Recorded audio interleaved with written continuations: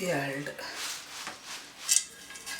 ನನಗೆ ಚಕ್ಕಿನ ಅಳತೆ ಗೊತ್ತಾಗಲ್ಲ, ನಾವು ಕೈ ಅಂದಾಜು ನಮ್ಮದು ಇಷ್ಟು ಚಕ್ಕಿ ಸಾಕು ನೋಡು. 2 ಪಾವು ಅಕ್ಕಿ, 1 ಪಾವು ಅಕ್ಕಿ, 2 ಪಾವು ಕೊತ್ತಂಬರಿ ಕಾಳಿಗೆ ಇಷ್ಟು ಚಕ್ಕಿ ಸಾಕು ಪಲ್ಯದ ಪುಡಿ ಮಾಡೋಕ್ಕೆ. ಲವಂಗ 1.5 ಸ್ಪೂನು, 1.5 ಸ್ಪೂನ್ ಲವಂಗ ಸಾಕು.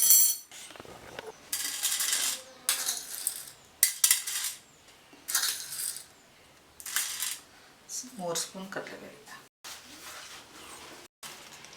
5 ಸ್ಪೂನ್, 1 ಪಾವು ಅಕ್ಕಿ, 2 ಪಾವು ಕೊತ್ತಂಬರಿ ಕಾಳು, 3 ಸ್ಪೂನ್ ಕಡಲೆಬೇಳೆ, 1.5 ಸ್ಪೂನ್ ಲವಂಗ, ಕೈ ಅಂದಾಜು ಚಕ್ಕೆ, 5 ಸ್ಪೂನು ಕುರ್ಷಿನಿ ಕಾಳು. ಇದಿಷ್ಟು ಸಾಮಾನನ್ನು ಮಂದ ಹುರಿಯಲ್ಲಿ ಹುರ್ಕೊಂಡು ಪುಡಿ ಮಾಡ್ಕೊಂಡ್ರೆ ಸಾಂಬಾರು ಪುಡಿ ಮಾಡಿ ಇಟ್ಕೊಂಡ್ರೆ ಇದನ್ನು ಪಲ್ಯಕ್ಕೆ ಮಾತ್ರ ಬಳಸೋದು ಸಾಂಬಾರು ಪುಡಿ. ಇದು ಬಾಣಲಿ ಕಾದ ತಕ್ಷಣ ಚಕ್ಕೆ ಹಾಕಬೇಕು. ಸ್ವಲ್ಪ ಬಿಸಿ ಆದರೂ ಸಾಕಿದೆ, ತೀರಾ ಸಿಹಿಯ ಮಟನೂ ಹುರಿಬಾರ್ದು ಯಾವ್ದನ್ನು.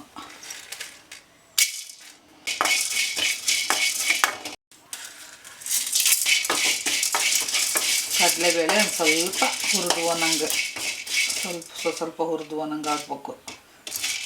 ಈ ಥರ ಸ್ವಲ್ಪ ಹುರಿದು ಅನ್ನಂಗೆ ಆಗ್ಬೇಕು ಕಡಲೆಬೇಳೆ. ಆವಾಗ ಕುರ್ಷಿನಿ ಕಾಳು ಹಾಕ್ಬೇಕು.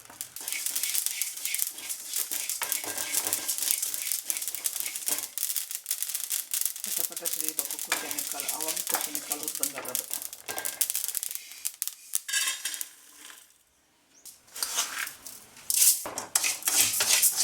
ಮಂದ ಹುರಿಯಲ್ಲಿ ಹುರ್ಕೋಬೇಕು. ಹೆಚ್ಚು ಕಡಿಮೆದಷ್ಟು ಸಾಂಬಾರು ಪುಡಿ ಮಾಡಿ ಇಟ್ಕೊಂಡ್ರೆ ಖರ್ಚು ಕಡಿಮೆ, ಒಳ್ಳೆ ಆಹಾರ ತಿಂದಂಗೆ ಆಗ್ತೈತಿ, ಉಳಿತಾಯನೂ ಜಾಸ್ತಿ ಆಗ್ತದೆ. ಸುಮಾರು 1-2 ತಿಂಗಳು ಬರುತ್ತೆ ಮನೆಯಲ್ಲೇ ಮಾಡ್ಕೊಳೋದ್ರಿಂದ. ಆಮೇಲೆ ಒಳ್ಳೆ ಆಹಾರ ತಿಂದಂಗೆ ಆಗುತ್ತೆ. ಆಮೇಲೆ ಹೆಚ್ಚು ಕಡಿಮೆ ಒಂದೊಂದು ಟೈಮು ಸಾರಿಗೂ ಸಾಂಬಾರು ಪುಡಿ ಇರಲಿಲ್ಲ ಅಂದರೆ ಹೆಚ್ಚು ಕಡಿಮೆ ಇದನ್ನೇ ಆದಷ್ಟು ಅಡ್ಜಸ್ಟ್ ಮಾಡಿ ಹಾಕ್ಬೋದು. ಸಾರಿಗೂ ಹಾಕ್ಬೋದು, ಪಲ್ಯಕ್ಕೆ ಅಂತ ಮಾಡಿಟ್ಕೊಂಡಿದ್ದಾನೆ. ಇಲ್ಲದ್ರೆ ಪಲ್ಯನೇ ಸ್ವಲ್ಪ ಜಾಸ್ತಿ ಸ್ವಲ್ಪ ರಸದಂಗೆ ಮಾಡ್ಕೊಂಡು ಅದರಲ್ಲೇ ಊಟನೂ ಮಾಡ್ಬೋದು.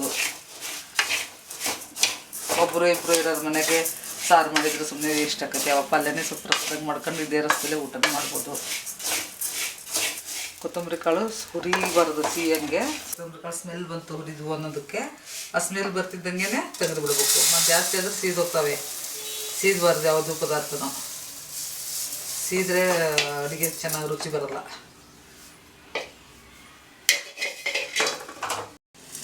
ಆಮೇಲೆ ಮೊದಲು ಹುರಿದಿಟ್ಕೊಂಡಿದ್ದ ಚಕ್ಕೆ, ಲವಂಗ, ಕಡಲೆಬೇಳೆ, ಕುರ್ಷಿನಿ ಕಾಳನ್ನು ಸಹ ಇದಕ್ಕೆ ಮಿಕ್ಸ್ ಮಾಡಬೇಕು.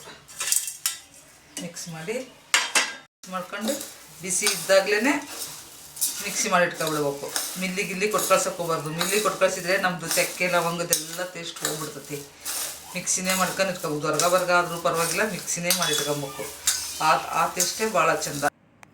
ಒಂದು 5 ಸ್ಪೂನು ಅರಿಶಿನ ಪುಡಿ ಮಿಕ್ಸ್ ಮಾಡ್ಕೊಂಡು ಅದಕ್ಕೆ ಬೆರಗಿಸ್ಕೊಂಡು ಆಮೇಲೆ ಮಿಕ್ಸಿ ಮಾಡಬೇಕು. ಲವಂಗದ್ದು ಸ್ಮೆಲ್ಲು ಇಲ್ಲಿಂದ ಹೋಗ್ಬಿಡ್ತೈತಿ. ಆಮೇಲೆ ನಮ್ಮ ಮನೇಲಿ ಮಾಡಿದರೆ ಟೇಸ್ಟ್ ಸರಿ ಅನಿಸಲ್ಲ. ಬಿಸಿ ಇದ್ದಾಗಲೇ ಮಿಕ್ಸಿ ಮಾಡ್ಕೊಂಡ್ರೆ ಹೊರ್ಗ ಆದರೂ ಪರವಾಗಿಲ್ಲ, ಮನೇಲೇ ಮಿಕ್ಸಿ ಮಾಡ್ಕೊಳ್ರಿ. ಮತ್ತು ಸಾರು ಮಾಡುವಾಗ ರುಬ್ತೀವಿ, ಕೆಲವೊಂದು ಟೈಮು ಹಾಗೆ ಪುಡಿ ಹಾಕ್ತೀವಿ, ಏನೂ ಆಗೋದಿಲ್ಲ. ಸ್ವಲ್ಪ ಹೊರ್ಗ ಇದ್ರೂ ಪಲ್ಯಗಳಿಗೆ ತೊಂದರೆ ಇಲ್ಲ. ಮಿಕ್ಸಿ ಮಿಲ್ಲಿ ಮಾತ್ರ ಕೊಟ್ಕಳಿಸ್ಬಾರ್ದು.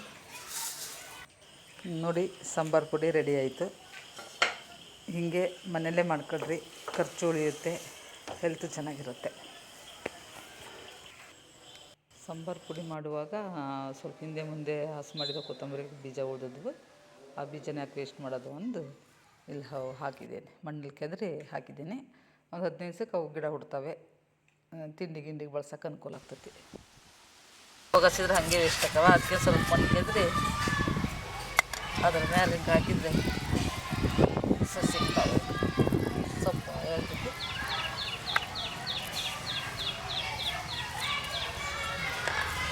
ಇಷ್ಟೇ ಹಾಕೋದು.